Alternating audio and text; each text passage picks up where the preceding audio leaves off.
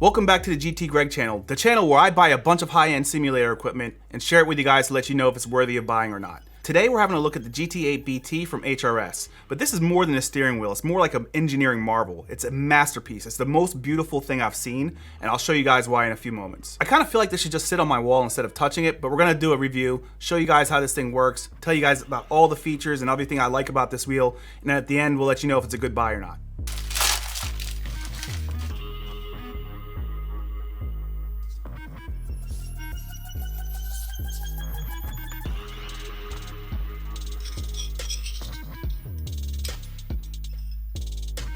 You guys can obviously see that this is a very, very good looking wheel. A lot of work went into making this wheel very good. When you order it from HRS, you're gonna have to pick your options out. I obviously picked these options and these colors. The first thing that we'll talk about is the steering wheel itself. So this is a Sparco P310 with a custom upholstery job. You guys have heard me complain a lot of times about not having leather grips. I don't want to use gloves all the time, especially if I'm driving street cars, and they've really knocked this out the park. It's a part suede, part leather cover for this Sparco P310. The really big important part here is that these buttons, as you guys know, the P310 comes with standard buttons there, but the HRS team puts their own buttons on top, and you kind of get nervous about it not fitting, or maybe it's going to fall off at some point. These things are on there very solid. I wouldn't exactly steer the wheel with it, but good Lord. And this surround that he put on top of this is all custom machining. He designed all these himself. So this is an aluminum part right here, and it goes really nice with the wheel. But this is the biggest improvement to any other Sparco P310, is that having this custom wrap on the wheel itself. It's really, really good. I've never seen a wheel that had so much attention to detail put into the button surrounds. I mean, the button surrounds themselves probably took hours and hours and hours of building and testing. But these things have little, I don't even know what to call them, but they're aluminum surrounds that are custom made to kind of cover the buttons. They fit into this chassis perfectly, and the finish on these things are second to none. I mean, even down to the smallest level, the smallest angle on these little aluminum button covers is just crazy. You could tell that Brett is obsessed with perfection, and he's more of an artist than actually probably a sim racer, but this guy really knows what he's doing. It comes down to machining products and making little custom parts for this wheel. And we'll talk more about that later. The second part you guys will see, this big plate, I have one on my other Sparco P310. This one has the HRS logo embedded. Absolutely finishes the wheel off. They look so much better with the front plate. I highly recommend getting this option if you're going to be purchasing this wheel. Moving on to the rotaries in the 7-way. The left-hand side has 2 rotaries on it. They have rubber surrounds so that you can get a good grip on them. And again, the button quality is fantastic. But if you look even further, really close to the base of these buttons or these rotaries, you'll see that there's another custom aluminum part that I'm sure he milled himself and designed himself, and it just really finishes the wheel off. The cutouts for the stickers, absolutely spectacular. You get a really good view on where you're at. Not that you use the buttons and the numbers so much, but either way, it looks really good. And then we have a little button right here.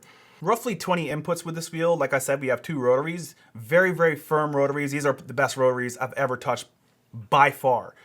Very resistant, and it's a very solid click into position. You're never going to have drift. You know whether you move the spot or not. The same goes for the bottom button here for the bias. And then we have our 7-way funky switch, which has another custom plastic surround around it where it kind of covers off the shaft of the funky switch, and it really makes it look nice and finished. This guy is literally detail oriented to the maximum level. So that's the front of the steering wheel, and like I said, probably the best looking steering wheel I've ever seen, let alone owned. I don't even want to touch it. I want to kind of put it in a box and just have lights and shit flying over it. It looks really good. Another milling up here with the logo for the GT8-BT logo. Perfectly done. Again, like I said, the aluminum box is very, very well done. You could tell whoever's milling this part knows what they're doing. And the fit and finish of this carbon fiber inlay, that's one of the most important things about this wheel. The carbon sits inside the aluminum casing perfectly. The tolerance level is very, very low. You can barely see any gaps between it, if you can find any, and it just looks really, really good and finished really, really perfectly. And that's the front side of this wheel. So let's spin it around and have a look at the back, and I'll show you guys what's going on back there. Very interesting stuff back here. The shifters, this design of shifter design is absolutely sick. Nice little angle shifter there, and you can easily see the adjustment point right there. These carbon fiber paddles are roughly, I think, 3.5 or maybe 4 mils thick. Probably somewhere between 3 and 4. I don't have the tool to measure it, but it looks really good, and they feel good too. We'll talk about that later. All right, so the on-off button is in the perfect location, right next to your right index finger. Easy to get to. Don't forget to turn it off. It does use 2 AAA batteries, which is the first wheel I've ever seen use regular batteries inside of the steering wheel where you don't have to order them off of Amazon. So this is a very convenient feature to be able to run to the store and get batteries when this thing dies. If it does, you guys know these things draw very, very little energy. And then we have our Bluetooth antenna, very short stubby antenna that's recessed into the aluminum frame. Looks outstanding. And then the final thing is we got this really big, I think it's roughly 55 mils or between 50 and 55 millimeters. It kind of looks like, from a spacer standpoint, that mounts recessed into the chassis itself. So that's pretty cool too. But the one problem I do have with steering wheels that come with spacers is that, you know, most steering wheels don't have these spacers attached to them because most manufacturers are trying to save cost. And it makes it a little difficult keeping the depth of wheel the same size. So you have to move up, move in. Sometimes that gets annoying. What I did to solve this was throw money at it, as I always do. I bought 50 millimeter spacers for all my other wheels, and now everything's kind of the same distance, maybe off by 5 to 10 millimeters. If it was my preference, I'd like to have the wheel without the spacer, even though the spacer looks gorgeous. So the shifters, perfect size, right location, everything is good to go. This is a perfect fitting wheel, plenty of space. Unless you have the hands 2 times the size of mine, you're gonna get in here perfect. You're not gonna have any issues with the sizing of this wheel. And it looks really good. The one thing I will note is this wheel's very heavy. It's just under 4 pounds, which is a very heavy steering wheel. So that's the HRS GT8 wireless steering wheel. We're gonna get it on track, and I'll tell you guys how it feels. Okay, boys, we're at Fieldberg-Ring. We're gonna drive the 992 GT3 RS, and I'll let you guys know my thoughts on this steering wheel here. The shifters, I would compare them with an Asher shifter if I'm gonna be perfectly honest. Doesn't feel too special. Like the SimCore shifters are very unique. They have a very good feel. Even the Apex shifters are really, really good too. This one feels more standard, closer to what you're gonna get on the Ashers. I haven't adjusted them too much. I like them where they are, just from a general standpoint.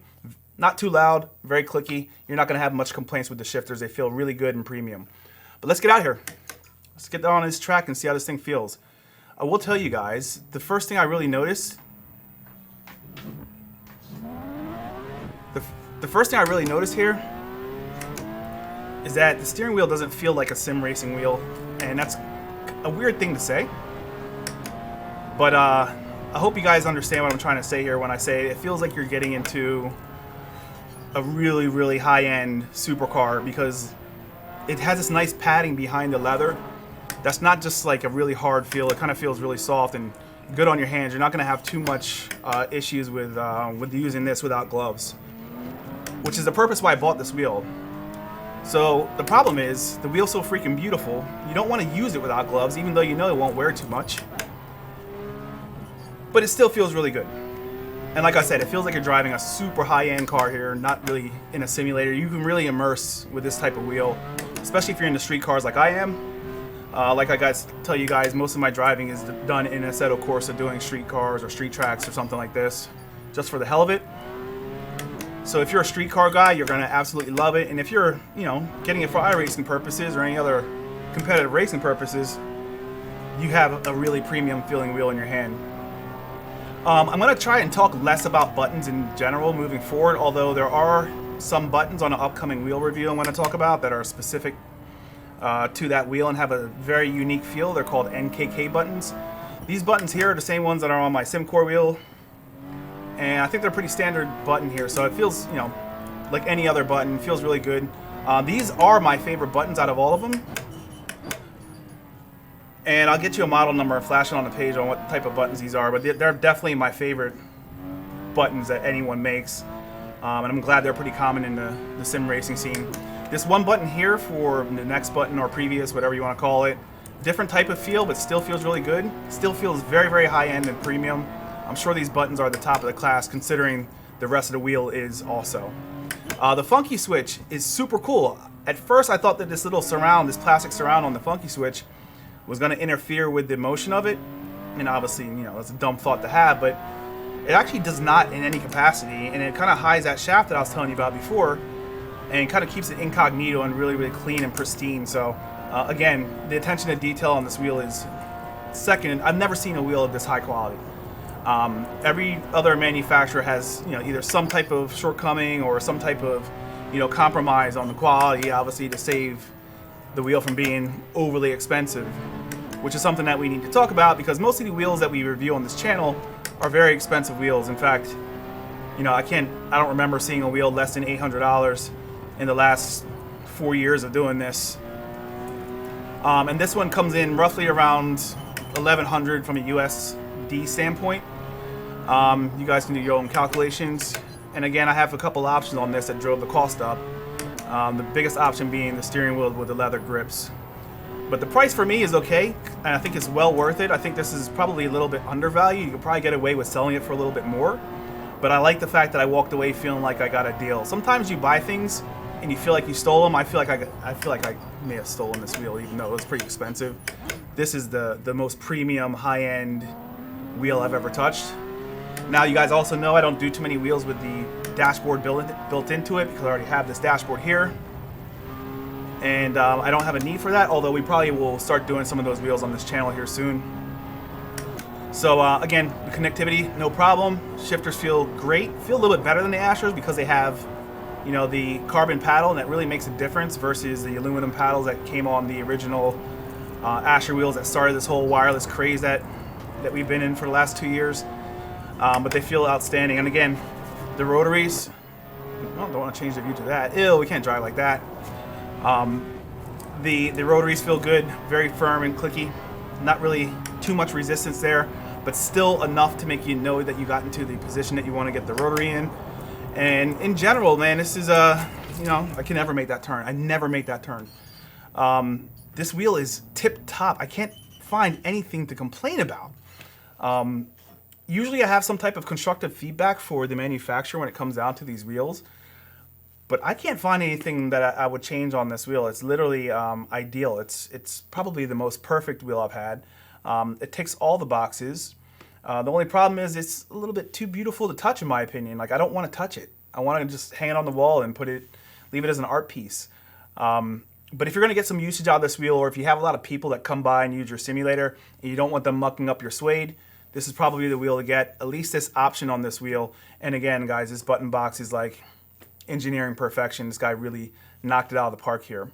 So at the end of the day, should you buy this wheel? I personally think you should, especially if you have people that come over to your house and use your sim rig, or if you don't want to use gloves all the time or need a wheel that you can use with either race cars or street cars. This is it, because everyone knows the P310 feels great with any car. And then having it have this leather and the padding behind the leather is just really, really transformational when it comes down to the Sparco P310. And it's definitely something I would do again. So anyway, I hope you guys enjoyed the video. Thank you all for watching. We'll see you in the next one.